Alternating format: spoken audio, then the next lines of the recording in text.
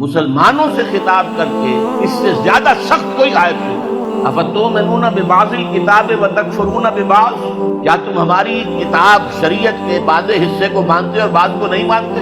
نماز کا حکم کس نے دیا؟ میں نے۔ نماز تم پڑھتے ہو۔ سود کی حرمت کا حکم کس کا ہے؟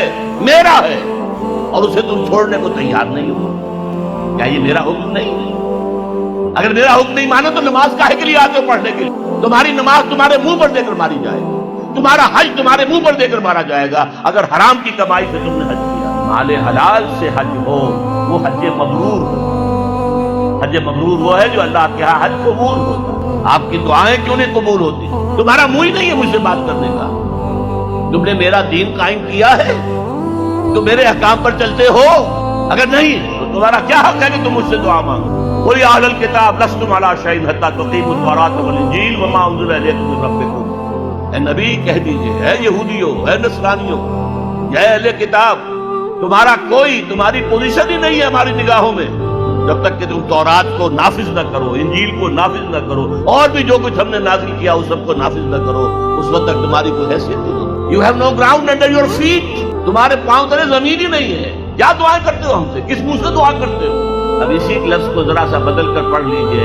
اللہ کا قانون تو بدلتا نہیں ہے کہ اہل کتاب کے لیے قانون کچھ اور ہو اور امت مسلمہ کے لیے کچھ اور ہو، نہیں۔ پڑھیے، ذرا سا لفظ بدلیے۔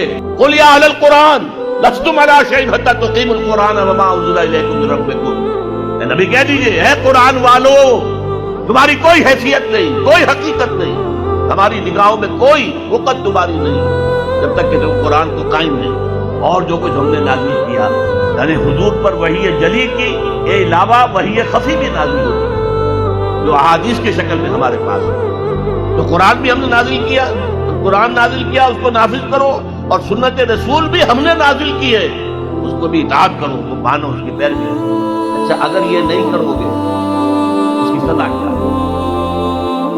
افتؤمنون ببعض الکتاب وتکفرون ببعض، کیا تم ہماری شریعت اور کتاب کے ایک حصے کو مانتے اور ایک کو نہیں مانتے؟ ایک حکم سر آنکھوں پر، ایک حکم پاؤں تلے رون دیتے ہو۔